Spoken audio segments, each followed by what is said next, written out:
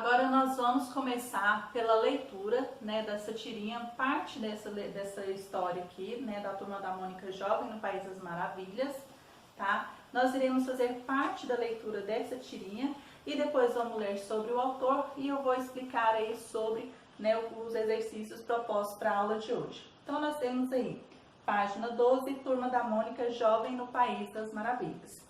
Então nós temos aqui: vamos, é tarde, muito tarde. Ei, calminha aí, sem contar que essa frase é minha. Que foi agora? Você não pode ir ao País das Maravilhas assim, fantasiada. Fantasiada? Eu tô com um look bem moderninho, tá? Uou! Melhorou, bem mais Alice Style. Ai, meu pé de laranja lima, é tarde. Auga! Seu relógio faz auga? Detalhes, vamos. O portal do livro nos espera.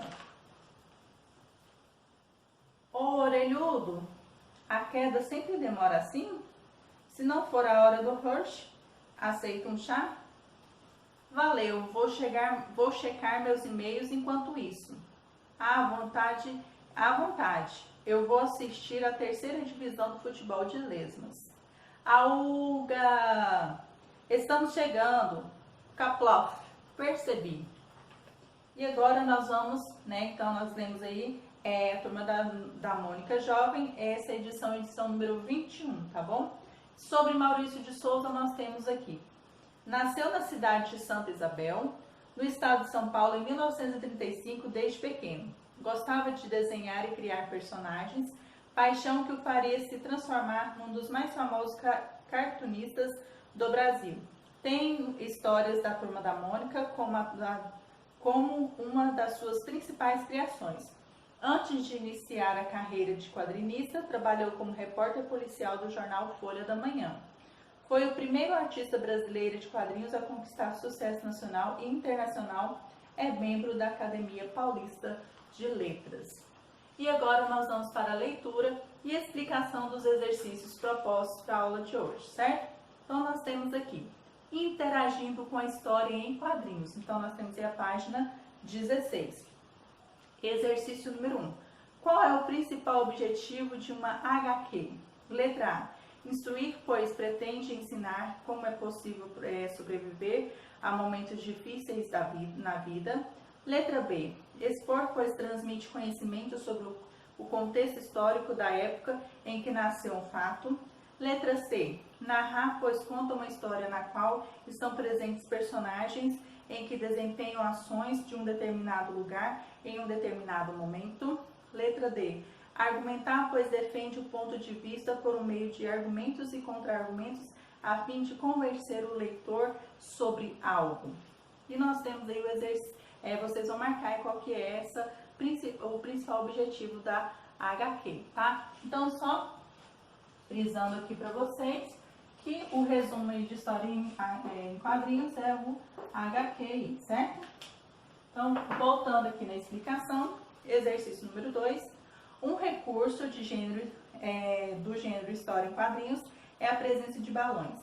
Releia 3 balões da HQ. Então, nós temos aqui: ei, calminha aí, sem contar que essa frase é minha. E o 2 nós temos aqui: estamos chegando, percebi. Letra A: por que no balão do quadrinho 1 a frase final está escrita com letras menores? Então, por que aí você vai responder. B: o que você pode depreender, ou seja, entender, né, da diferença do formato entre os balões do quadrinho 2? Então, nós temos 2 formatos aí do quadrinho 2. O que um se refere e o que o outro se refere? Como eu já falei para vocês, os balões, eles se refere a um sentimento, a uma expressão, algo que está acontecendo ali naquele quadrinho. Então, desses 2, qual que é a diferença aí? Exercício número 3. Por ser um texto narrativo, a história em quadrinhos apresenta elementos desse tipo de comunicação. Indique as lacunas. Quais são esses elementos? Então, na história em quadrinho, nós temos os principais elementos. Nós temos aí personagens, nós temos o tempo, nós temos o desfecho da história aí, nós temos o tempo, o enredo, que é a ação que está acontecendo. Então, tudo isso são elementos que estão dentro da narrativa dentro da história em quadrinhos aí. Então, letra A fala assim, Mônica e o Coelho são dos da história. Letra B, Mônica é a personagem principal lá. E letra C, um gramado a céu aberto e um túnel são um dos onde se passa a história. Letra D, não há indicações precisas de datas, mas é possível perceber que existe um número limitado de fatos situado em um espaço de... Aí vocês vão colocar aí curto. É a sequência de acontecimentos da história. E a letra F, a história não tem um explícito, pois ninguém descreve as ações dos personagens, já que elas são representadas pelas ilustrações. Então, colocando aí os elementos presentes na narrativa aí. Exercício número 4. Outro recurso comum é o gênero HQ, que são as onomatopeias. Veja o quadrinho a seguir. Ai, meu pé de laranja lima, é tarde, auga. Letra A. O que a onomatopeia auga representa? Então, sobre onomatopeia, nós temos aqui no cantinho, é um recurso de linguagem em que uma palavra imita de modo aproximadamente um som. Então, ele imita som de outras coisas, como de animais, de objeto caindo, de objeto fazendo barulho, tá? Então, a onomatopeia representa esses tipos de sons aí. Então, o que a onomatopeia auga representa? Aí você vai colocar aí que tipo de som ela está representando aí. Letra B. Indique outras onomatopeias que aparecem na HQ, lida e explique o que elas significam. Então, nós temos aqui outras onomatopeias presentes dentro da história que lemos, da história em quadrinhos. Então, vocês irão aí procurar e colocar o que cada uma delas está representando, que som elas estão representando aí, certo? E que o exercício número 5. A história em quadrinhos que você acabou de ler é uma releitura do romance Alice no País das Maravilhas. Leia um trecho da obra. Capítulo 1, Descendo a Toca do Coelho. Então, vocês farão a leitura, tá, deste trecho aqui.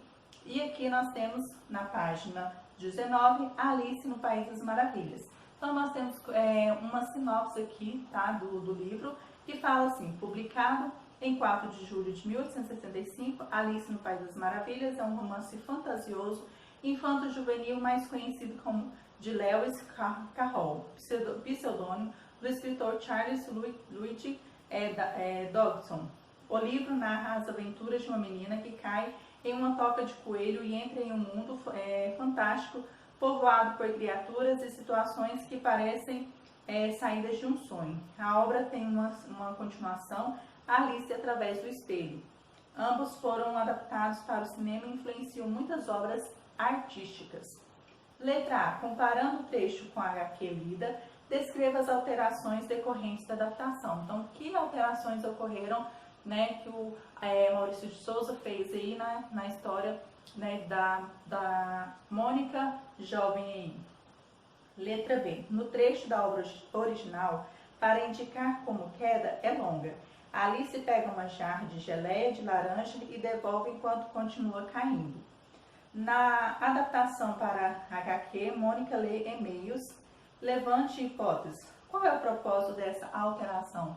Então, por que ele quis colocar aí que Mônica, né, quis checar seus e-mails aí? Por qual que é o propósito disso? E você vai colocar aí essa resposta. Letra C. Você sabia que muitos clássicos da literatura são adaptados para quadrinhos? Levante hipótese. Com que objetivo essas obras são adaptadas? Então, qual que é o objetivo aí da adaptação dessas obras aí? Qual o objetivo delas? E por último aí a letra D. Na sua opinião, qual é a diferença entre ler um trecho do romance e as histórias em quadrinhos? Então, qual que é aí a sua opinião sobre ler um romance e as histórias em quadrinhos? Se você sente alguma diferença, então você vai colocar a sua opinião aí, tá bom?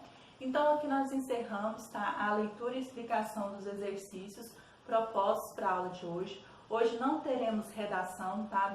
Deixaremos apenas os exercícios para vocês responderem e vamos estar trabalhando mais seguidamente, né, com as propostas de redação para vocês estarem desenvolvendo aí, tá bom? Então, vamos prosseguir com a correção dos exercícios.